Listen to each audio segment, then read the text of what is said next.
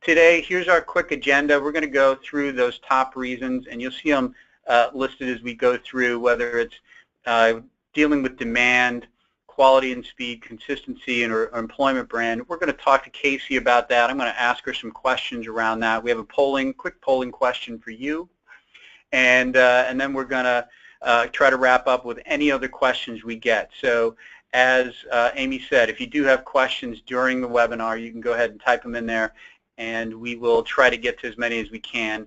If we can't get to them now, we'll get to them later. So let's start. Kaci, let's start with the basics. I've heard a lot of different explanations for what RPO is, and can you start maybe by giving us your definition? I know we can put it up on the screen here, so why don't you give me your take, your definition on what is RPO? All right, so I think that the best basic definition that I can provide is that RPO is the outsourcing of some or all of the components of your internal recruiting process for candidates that will become your direct employees. Beyond that basic definition, it can be so many things for so many different organizations. I hope to address a number of those different scenarios so that we all have a better understanding of how an RPO solution can provide results that help any organization meet both its business and talent goals.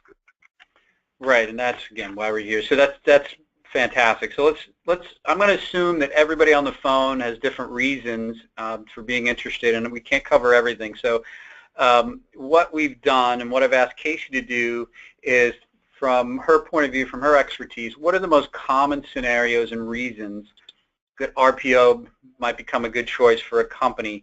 So I think we'll start there, and then we're going to dive into each one of these. So this is really your cheat slide, right? This is what we're going to be talking about. And if you get nothing else out of what we're talking about today, this is really what you want to know as far as why are some of the common reasons and why you might consider it. So Kaci, why don't you run us through these top reasons that companies would engage in an RPO program? Absolutely, and I really think there are many, but these are probably my top four in terms of reasons that I think RPO is the right choice for organizations. So let's say, for example, you need to tackle an anticipated or unanticipated high-volume staffing, and RPO can help you do that. What if you need to increase your quality or speed to talent? Or you have a desire for better consistent tracking and compliance? Or one that we all struggle with or often struggle with and need to enhance your employment rate? So really, as you said, it's not just one, but really it could be, right, it could be a combination of these, right? So it's not always just one of these. Sometimes it's multiple issues that you're trying to tackle, correct? It could be multiple, and it could be all of them, actually, that you're trying to tackle. Right, Absolutely. Exactly. So, part of that process, and we're going to talk a little bit about this as we go through some of the questions I know that we have, but, as you go through the process of working with an RPO partner, that's one of the things you're going to be figuring out, right? So we're going to be talking a little bit about that. But let's start with the first one, and let's talk about a company's need to tackle anticipated or maybe unanticipated high-volume staffing. Certainly. It's one of the most common reasons companies actually choose an RPO, because it allows for the team to staff up when needed to meet anticipated volumes and then ramp back down again when the work is complete. It turns your fixed cost for recruitment into a variable cost model.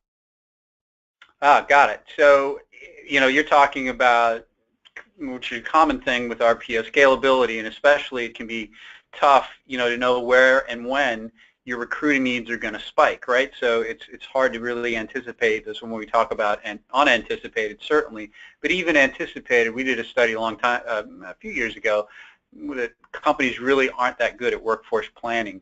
So it's hard to know where you're going to have those costs. But let's talk. One thing you mentioned was fixed and variable costs. And I know we have a slide I can put up here to talk about the fixed versus variable costs. Can you tell us about that and why it's important? Absolutely. So a fixed cost, first of all, by definition, is one that remains constant. So, for example, the salaries and benefits of your internal corporate recruiters are one of your largest fixed costs in your internal recruiting function. You pay them the same whether your organization has 10 openings or 200 openings. In a variable cost model, which is how most RPOs operate, you pay for the work we actually do. So when your requisition volumes are higher, your costs are higher. But the upside is that when your volumes are lower, your costs are also much lower. Most companies didn't rebuild their recruiting competencies after the Great Recession.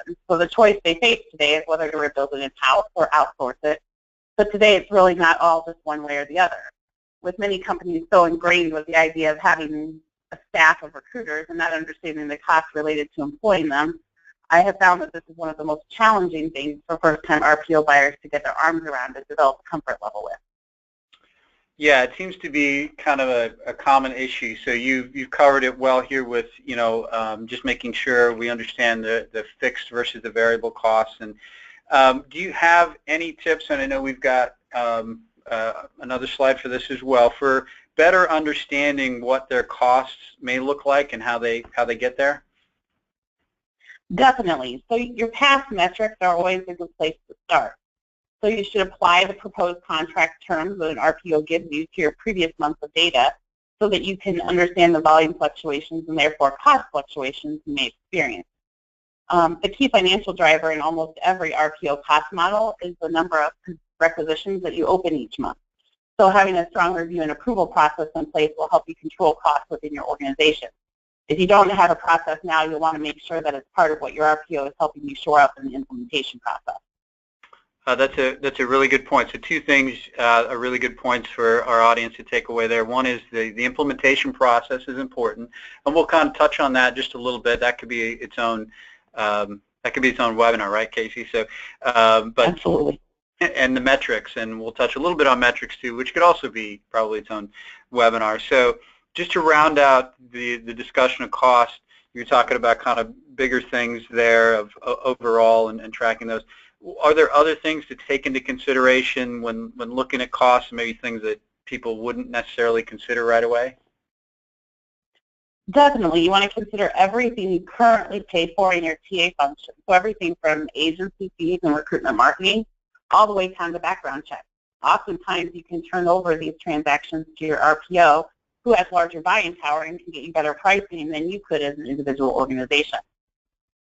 And that's a really interesting one, right? So it's really important to get all of those costs together and help with that. So while we're talking about this area of unanticipated demand, can you give us an example from what you've been doing? And I think you provided us kind of an overview here. So why don't you give us an example of how in this healthcare case study you helped a client tackle this? Yeah. So I love to talk about the success and the success of my team. So let's start with the unanticipated staffing needs, as you mentioned. I once worked with a healthcare system on the East Coast who brought in RPO to tackle operating room staffing. When we started, the facility had 26 operating rooms, and we entered the picture with them employing about 70 travelers, which if you do the math is too many travelers in an operating room for my comfort zone if I'm the patient. So they chose a project-specific model where they engaged RPO to focus on hiring operating room nurses and surgical techs. We worked closely with them to really develop a three-pronged approach. The first was that we sourced experienced talent for them on a national level, and obviously that involved a partnership where they agreed to help relocate individuals into their market. Two, we consulted with them to develop a feeder program from within where they looked at med-surg floor nurses. So think about it as a preceptor program to transition a med-surg nurse into an operating room environment. And then three, we partnered with the local colleges to hire a number of new graduate nurses who had a strong acumen for the OR environment. And typically those were individuals who had been surg techs and went back to school to become nurses. So over that 12-month period of time, we hired more than 70 staff and decreased their agency staffing costs by hundreds of thousands of dollars. And so you're saying, here I think that one of the points that you have 1, 2, 3 here really listed very clearly is, you worked on multiple approaches, and probably, there were maybe subsets or things you did within these, right? But it was not just one kind of thing. You didn't just say, hey, wow, you need a college recruiting program and that's going to solve all your problems. And I think like many things with RPO, there's no real silver bullet for a lot of this. It's about creating multiple approaches, maybe even changing those approaches over time, or looking at different kinds of hires. And I know you have an example of that, like different kinds of hires and how we deal with that. So I think it's really interesting there how that different multi-pronged approach that you had here is a great example of how RPO can be effective, because you're bringing that expertise, right? And these may be things that either the client doesn't have the resources or maybe doesn't have the expertise to implement, correct? Yeah, it's absolutely a multiple tactical approach. So I think you said it well in that there is no silver bullet involved in the process, and every client is different. So what works for that East Coast health system might not necessarily work for the West Coast health system or the Southeast healthcare system, but the RPO should have the expertise and experience when you're talking with them to help you put together what that right tactical approach is. That's great. Awesome. It's a right now, I think I'd like to open up the poll, and so I'm going to ask Amy to open up a poll question because I'm just really curious of what our audience thinks about this. So, Amy, go ahead and open up the poll, and I have just this quick question for you. And really, there's only two answers, right? It's, do you think that an RPO program might cost you more or less than an internal recruiting program? So just click if you think it's going to cost more or you think it's going to cost less. And we'll give you just another 10 or 15 seconds to answer that. It's a real easy question. Just in your mind, do you think it's going to cost more or less? All right, so we've gotten a good number. Amy, I'll leave it to you to go ahead and close it, if you would. And then you can jump on for a second and share the poll results and tell us what the results are. Yeah, I think it was overwhelmingly less. We're at about 78% of you said less and 22% of you said more. Awesome. So that's pretty good, Kaci. That's probably bodes well for the rest of what we're going to be talking about, because hopefully, that's a good indicator that they understand that, yeah, this could be a good solution that might help you save money. But we're going to talk about, and we're going to get into a couple of things now that are really kind of the crux of it, is really getting, the quality and employment brand and things like that that are also very important, along with saving money, right? Absolutely, and I would say that in most cases where I have worked in RPO engagement, that certainly RPO is more cost effective than agency or executive search, and that a well-focused RPO program is scalable and variable and has variable costs over time is much more cost effective than an internal team or team with a lot of fixed costs. Yep, exactly. So that's great. So I want to thank everybody for responding to that. It's very interesting. I did not know how that was going to go, but that's very great to hear. So you gave us a little information, so I'm going to give you a little information. I think fair is fair. So these are some stats you can take back. And again, these are also, I think, when you look at these data and you pick up some of the stats about things that are going on and trends that are going on, I think these are all things that can help you build that business case for why you might need help, other resources, why you need maybe in a particular area to look at how your recruiting strategies are or are not working. So our friends at Career Builder gave us some of these stats in a recent survey they did. They said that candidates are less likely to jump through hoops. It's employee-centric. I think we kind of all know that, but it's hard from start to finish to make sure the candidates have a good experience. And that's, again, the next one, candidates move on quickly. And I think this is huge, especially for mid-sized to larger companies, that 66% of job seekers said they will wait less than 2 weeks. 66% will wait less than 2 weeks to hear back from an employer before considering the opportunity a lost cause, and they move on. So they are gone. So if you take too long to get back in your decision process, your interview process, whatever you have in your pipe, and actually I think Kaci's going to give you an example of how RPO can help with that, they're going to move on, and that's hard today in a passive job seeker environment. The next one is, if you're hard to find, online candidates will be too. They said most candidates, 64%, said after reading a job posting they will spend time researching before they apply. This is my old one. A lot of people that know me have heard me use this many times in different ways, but you don't walk into like a Best Buy, and actually nowadays, the question is really who walks into Best Buy, but you don't walk into Best Buy and just say, oh, you pick one of the 50 TVs that are on the wall and just say, that one looks okay. You don't walk in until you've done your research. You know which one you're buying. You're trying to get the best price, or whatever it is, or two you have in mind, and you're going to maybe get a little bit of information, but you're really done by the time you walk in there. Candidates are the same. If they can't research your company, if they don't have a good experience and get information from your recruiters, again, they're going to be a lot hard to find too. They're going to be gone. Next one is you may not be covering all your bases. Job seekers use up to 16 sources in their job search. So you have to be everywhere. You have to be out there for them to find you. So we've talked about, this unanticipated scale and things like that, Kaci, but what if we can't find the talent or find it, and I think this is the bigger one today, probably fast enough? How does RPO help us with the increasing quality, let's say, finding good people and finding them quickly? Sure. So to piggyback off of buying power, your RPO's sole business is talent acquisition, and as such, they should be investing in tools and resources needed to deliver a best-in-class talent acquisition function. So I personally left internal corporate recruiting a number of years ago because I was attracted to all the additional tools the RPO environment afforded me to source great talent. Those tools included everything from better applicant tracking systems to talent relationship management systems, even increased resume bank access, which allowed me to build relationships and stay in contact with candidates for which I didn't have an opportunity right in this moment, but very possibly could or would in the future.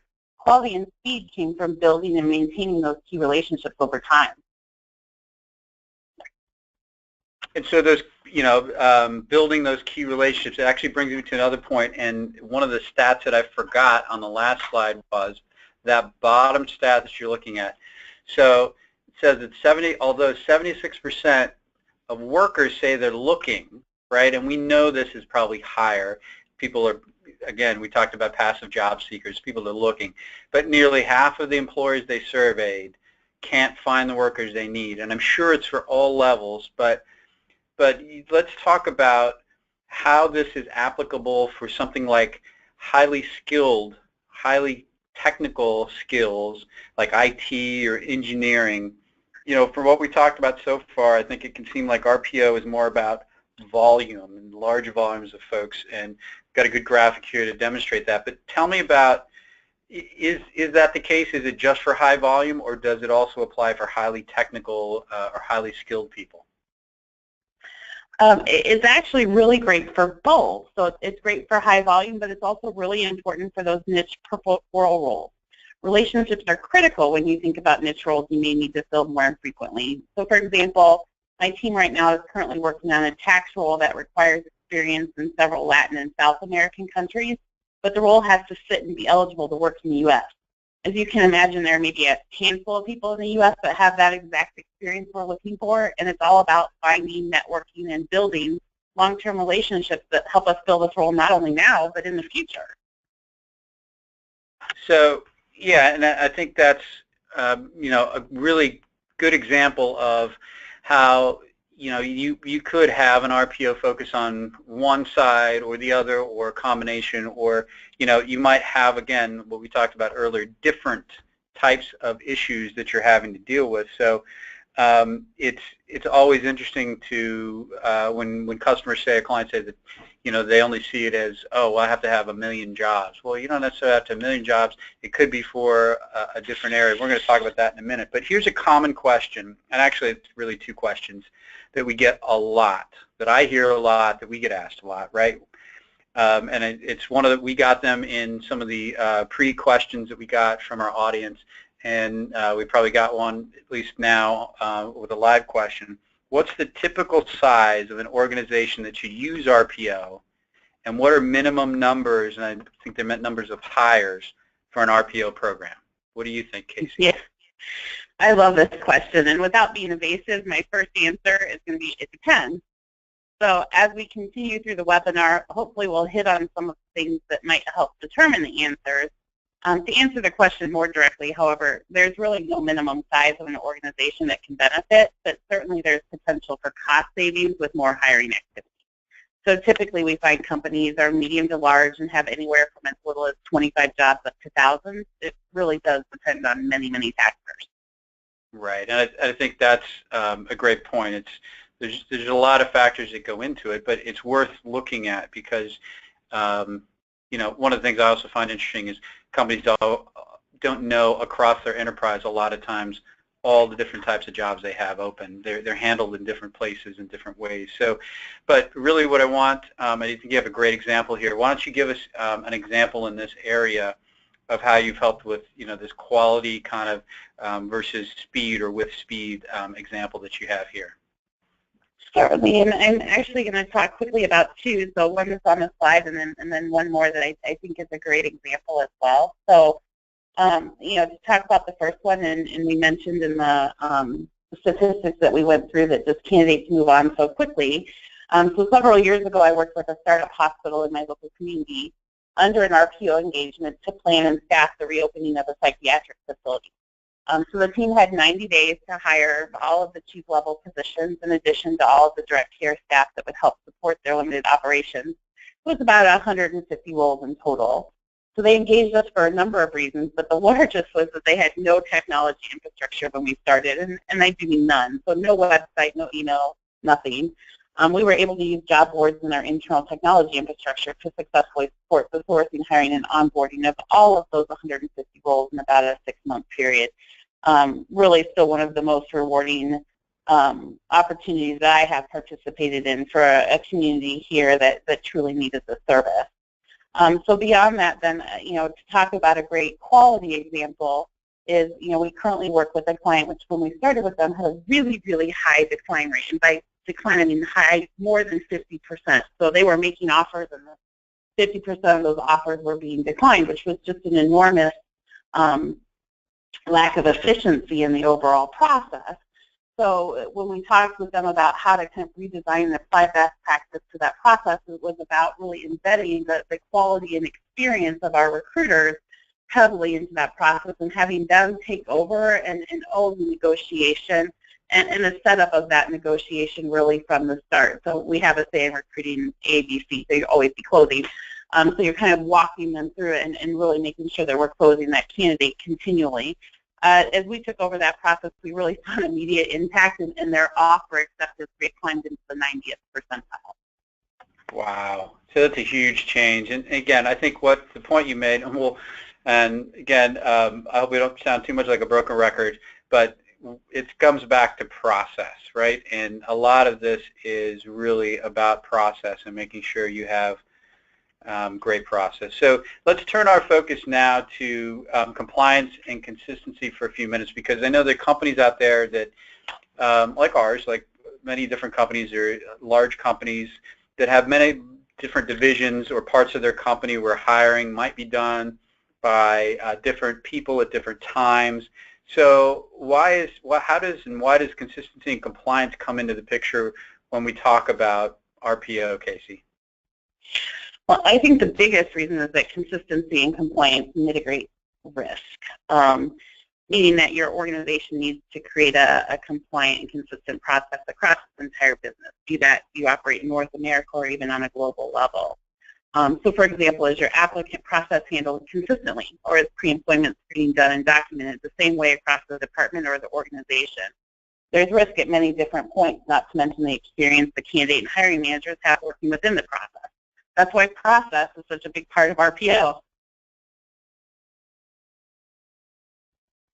And darn it, since we have been talking so much about process, we even gave a special slide to process here. So if you haven't gotten the message yet, a big part of RPO is process, and we mean it. So, but right now, so Kaci, let's take a couple of questions we got from our audience, and some of these. This one I think was maybe the next couple were given to us in advance when people registered. So hopefully you're on the line and we're getting to your question now. So what are the biggest issues faced by corporations in recruiting? What's your thoughts on that? Yeah, so many large corporations have recruiting capabilities, but they don't have the resources to manage all the applications or screening or logistics around interviews and offers. In fact, for one of the largest companies in the world, we process thousands of offers each year with a dedicated team of experts who focus solely on each piece of the process.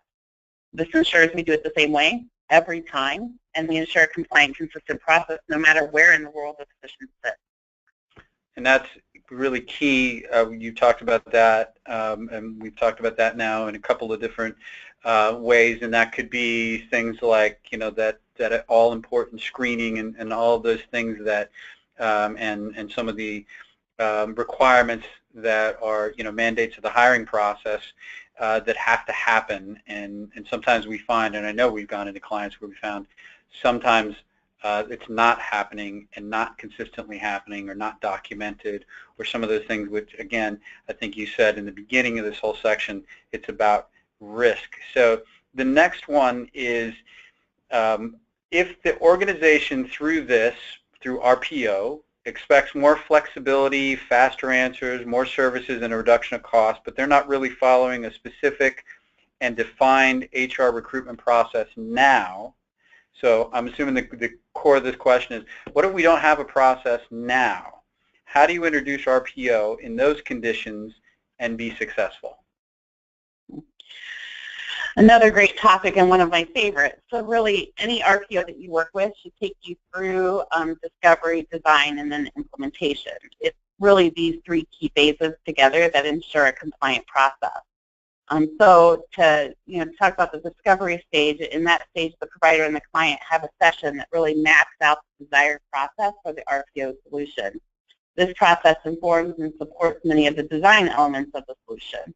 From there, we're going to move on to design. And in design, your RPO works to design a solution that's going to best fit your needs, and really then at that point embed best practice into your solution. This is also the stage where determinations are made about any changes to technology, what roles will be needed within the team to ultimately support your process. And then finally comes implementation, which is after you have the data from discovery and design.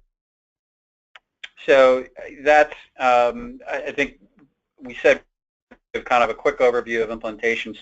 So I think the key here, right, is that you need to go through that discovery process, and the RPO provider is taking you through that and helping you design that. So this is where, again, you're utilizing the expertise of the RPO provider to help you with that before you implement before you implement the solution, to make sure you're doing things. So I think that's great for giving us just a sample of that implementation type thing. So here's another question we got.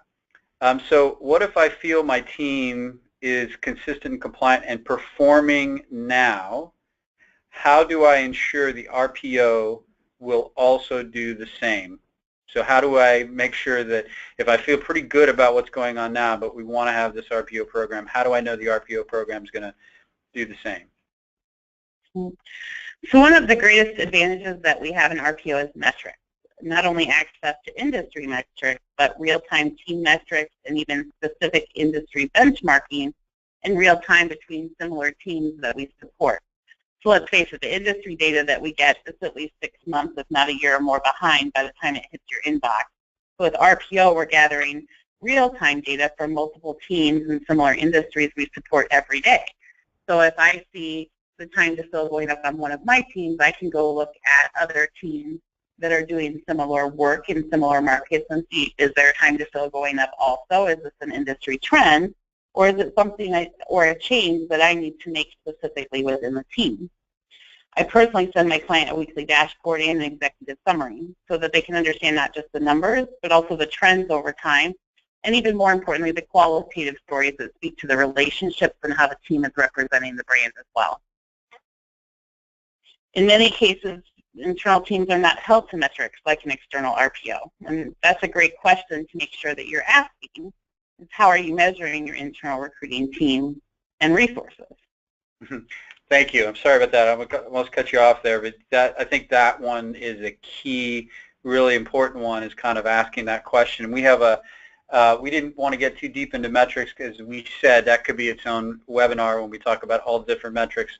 But while you are giving your example, I know you have a great example here of consistency and compliance.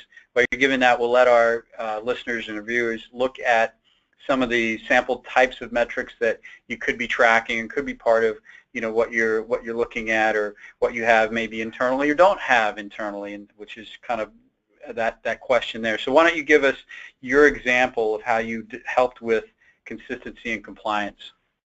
Yeah, so this is a good story, and one that I think a lot of senior HR leaders can relate to. So I launched a location client several years ago, and as we went through the process of discovery, we found that the company, unbeknownst to its senior HR leadership, was allowing the hiring managers to use a form to change the job code, thereby changing the job and its requirements of the person being hired after the requisition had been filled. Well, as we all know, major issues there, right? So as we dug further, we found that that had been developed as a workaround for times when the position needs changed after posting the position, so that they didn't have to go back through their internal approval process, which was pretty extensive.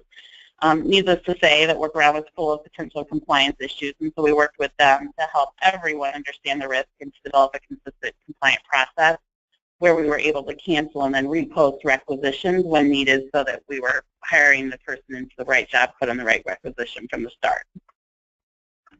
Yeah, so I think that kind of workaround type of issue probably is something that I would think is kind of common. And again, it's that, you know, I think that puts a kind of a good exclamation point on this idea behind consistency and compliance, and making sure that everybody is doing everything the same way. And I think, you know, when you talk about RPO, one of the advantages and one of the things, the reasons that companies like to move to RPO is because you have that accountability for what's happening with the RPO provider, and that's really key, because again, it goes back to, you know, what you said before is, you know, sometimes your internal teams are not held to those same standards, and that can get very lax, and that's where workarounds can happen, and other things. It's, oh, it's okay, you know, for IT to do that because they really need to hire them quickly. Well, that may be quick, but it may put your company at risk. So that's a great one there. So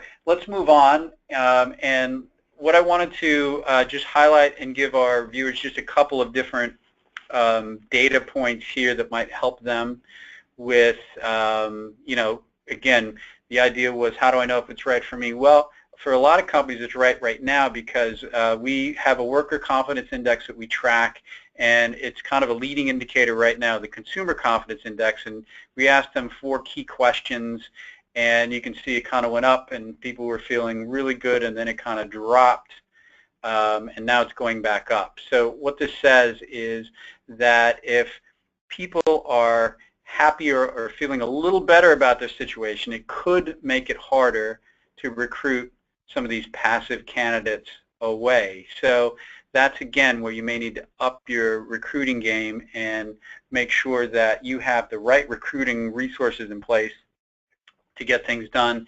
And not to put too fine a point on it, and both of these are available, and I'll mention them at the end, but there's also this our current favorite infographic. My current favorite is Where's Waldo, which is speaking to how hard it is to find people nowadays, and that 85% of employers feel passive candidates are the best, which is great. That means they're employed. But if it's hard to get them away from their current employer, it's hard to find them, and some of the things we talked about in the beginning, then, you know, you're probably going to have a tough time of it if you're not leveraging several different types of resources to do it. So, Kaci, that brings us to, I think, one of the last ones we wanted to talk about today, as for another great reason that you might consider RPO. It can help enhance your employment brand, correct? It definitely can. Having a consistent process improves the candidate's overall perception of the hiring experience. As quality candidates are hired, they attract even better quality candidates into your organization through employee referral. RPO can also manage your social media presence, creating and ensuring yet another high-touch forum for your candidates to interact.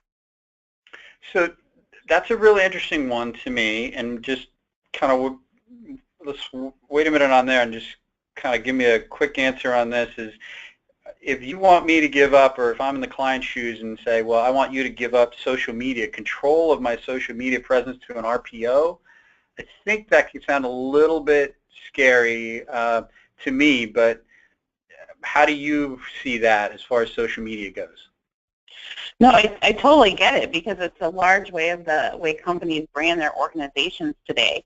But think of it this way. Would you rather have someone monitoring and responding in real time to posts people are making on your Facebook, Twitter, LinkedIn, and now even Glassdoor pages with responses that your marketing team has helped script? Or would you rather take your chances and have no one dedicated to that effort, meaning a not so flattering post remains on your site, or a great candidate simply asking a question about the process gets ignored because nobody sees the post?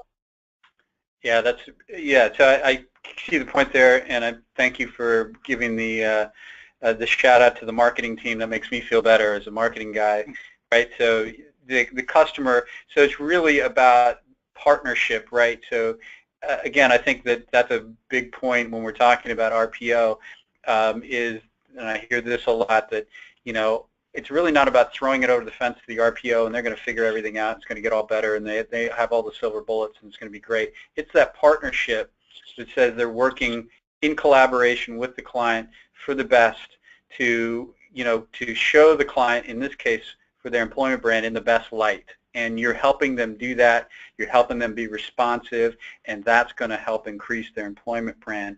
So I think that's a great point there about being a partner. And when we talk about partners, so tell me, how does the RPO rather ensure that recruiters really understand the client's business? I think it's a pretty common question you probably get, and I've heard a lot. So how do they know and understand the client's business? Right.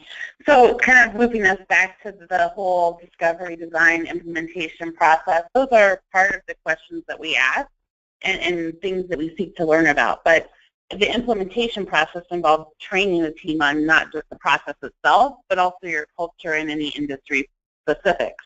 And a good RPO is going to take this all the way down to even things like the fact that you refer to your leaders as leaders versus managers, for example, or that your organization may not wear black because it's considered a mournful color, both examples that I've experienced in a previous life. And if they're doing it really well, we ask you to participate in that education as well. So my current team gets a biweekly update from our key stakeholder on the state of the business. The team loves it, and it helps keep us aligned with their strategic priorities. Yeah, and again, great word there, strategic. So RPO is strategic and needs to be part of, you know, a strategic talent acquisition process, not just a, you know, they're certainly taking care of some of the tactical stuff which happens, but, you know, you want to be involved, and the good RPO partner can do that. So give us an example of, you know, how you improve the employment brand for one of your clients before we move on. Yeah. So let's talk about services as a whole and candidates as customers, right? So in a service business, the people who apply to your company are also often the users of your services. If your customers have a poor experience with your application and hiring process, it's going to leave them with a less than stellar impression of your organization. Not only will they talk about that experience, but they may opt to use your competitor for their future service needs as well. I once worked with a client that was opening a new facility in one of the suburbs that it served. The team partnered with our client to take the approach of welcoming the community through on-site events and opportunities, and coupled that approach with a consistent and compliant process and great social media management, which resulted in the client being able to open its facility on time and with enormous community support. And that community support has ensured its continued success. Right. So another great example of, you know, sometimes it's just about having the resources to help you, you know, be responsive, give customers, give candidates, give potential customers a great experience. And so I think that's all great stuff. So here, let's get back to questions. And one of the questions we had that I know we wanted to address briefly, and we do have more resources for you if you'd like more information on this, but tell us about, it says, the question is this: can you tell us about the different RPO models, how we'll know which model is right for us? So give us a brief kind of rundown of the models you see. Yeah. So in essence, there are three models, and you'll see these models used in lots of different combinations together. But the first model is enterprise RPO. So in enterprise RPO, you outsource all of your company's sourcing and recruiting process. In that model, recruiters are typically operating under your client logo and brand. It often frees up then your internal resources to be able to take on other projects or do other work. The contract period in an enterprise RPO engagement is usually 2 years or more. And this is the model that often has the best cost-benefit return for you as the client. The second model is project-specific RPO. And in project-specific RPO, we see the same scope of services as we do in enterprise, but it's specifically done for only a group of specific positions or a limited scope of time. The first example I gave about the East Coast Health System and the operating room is a good example of project-specific RPO. And then the third model is point and process, so outsourcing of specific parts of your recruiting process. And so, for example, you may outsource the sourcing and screening of a slate of candidates and then have us as the RPO hand those off to your internal recruiting team for them to manage the rest of the process. So I think right there you just covered some great ground, right? So enterprise RPO, we could talk about consistency and compliance all day across the organization. That's great. Project specific could be specific areas helping that speed and quality and point and process. I think the big point there is it's that handoff. You talked about handing it off to internal recruiting teams. That's the partnership and the resources that we talked about to help. So I think those are three great ways that you can think about RPO and connect them to those actual benefits that we've been running down. And just to give our viewers some additional resources for them, we do have some ebook, SlideShare, white paper, blog content for them to help them with that. And I think in that cost model definition, cost models and goals outlines in a little more detail those things you were just talking about. So we're going to get to another couple questions because we're getting short on time. But this is a really important one. I think it's kind of the elephant in the room sometimes when you talk about RPO. So, and it's also a question from the current audience and one that I hear a lot. So, Kaci, tell us what happens to my current recruitment team when I go to RPO? Yeah, sure thing. This is always a sensitive issue and something your RPO provider should work with you on early in the discovery and design process. But to answer the question, depending on their current functions, some of them could become fully dedicated to other delivery of HR services, employee relations, for example. They may be redeployed to other roles outside of HR within the organization, like training or learning roles. They may stay in your department and help focus on other corporate talent initiatives, like workforce retention. Some may remain as partners with the RPO to assist in change management or navigation through a more complex organization. And the fifth one is that they could join the new RPO as recruiters supporting your organization. I think the one thing that I found is that, often internal recruiters aren't necessarily bad recruiters. They're just not armed with the right technology, which takes us all the way back to that story I told about leaving internal recruiting to have access to all those resources. Yeah, that's a great point and another good example. And I think that my experience was just quick. When I was working a little closer with the direct teams, we had a client that was looking to make their HR business partners, and this is actually going back a while, so I think they were a little ahead of the curve here, to make their HR business partners more strategic and more partners with the business, but they were bogged down with sourcing and recruiting, and so there was no way they could do any of that business partner stuff, and so that team became more strategic. It allowed them to do other things, and we saw the benefits of that. We're still working with that client today. It's a great story with that. So here's another one that's related that a question we got in. How do you get in-house recruiters or HR to play nice in the sandbox with your RPO team? Yeah, I really think it's all in the messaging, and I've seen great messaging and bad messaging over my career. But I would say that change is hard for everyone, and it can be especially uncomfortable for those who perceive the change as jeopardizing their livelihood. So I think it's always best to message the change as a partnership, because that's truly what it is. whether your current recruiter ends up playing a different role or joins the RPO, everyone's goal is the same, to create a best-in-class talent acquisition function. Right, and I think that's a great point. So why don't we take just, we've got a little bit of time. We've got about 5 or 6 minutes left here. Let's go with the question, and we've had some great questions both from the webinar and in advance, and we appreciate those. Thank you for doing that and on the line. So let's take one. So here's one. Let me read it to you. In the past, we've tried to outsource recruiting to screen applicants for positions. So it looks like they've tried it in the past. We've heard a number of complaints, being the process took too long and they often waited 10 to 14 days for a reply. Is this typical for RPO services? Without knowing the details of the exact situation, it depends. So is this typical of what happens with RPO services and that kind of that time lapse? Yeah, I think, Matt, to follow your train of thought, my first instinct as an operations manager is that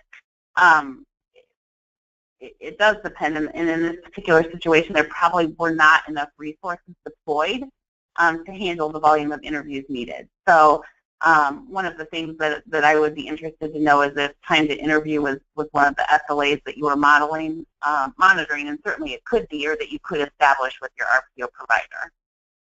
Yeah, I think that's where I was going with that, and definitely. So that's great. Another question we have here, we got time for another one, is when I talk to RPO providers, benefits are based on cost advantages. How will you measure quality? Is there a way to track ROI in an RPO model? So we talk about quality and RPO and ROI in an RPO model. What do you think? Yeah. So one of my favorite RPO metrics is actually 90-day retention. So quality is best measured, in my opinion, by increased retention at 90 days. At 90 days, if you're seeing loss of or turnover of people who are hired, I think that directs back directly to the quality of your process and the process that you went through, and that the RPO leveraged to bring that candidate to you. Beyond 90 days, it becomes much more of a culture embedding orientation process into the organization. But I think you can certainly track the quality of your RPO process by looking at the 90-day retention metric. That's great. I think that's a great tip there for everyone. I'm just going to go through another couple of questions here so we respect everybody's time and end on time. So one of the questions we got are, I was interested to know the framework companies use to determine the best recruitment model. I think we've covered some of that today, Kaci, and I think one of the things I'll remind our audience of, I'm going to go back one slide here, is that we do have, you know, a couple of resources here to either selecting a model or talking about RPO. So I would just, rather than, you know, trying to answer kind of a broad question like that right now, I'd say look at some of the content available. So I'm going to give you one last question here, Kaci, that came through. It's, we are a small company of 10 people. We never had success with outsourcing our recruitment, as we ended up doing most of the work on screening, negotiations, etc., and we were getting inferior results compared to when we did the work ourselves. What were we doing wrong with our approach? So what do you think about that one?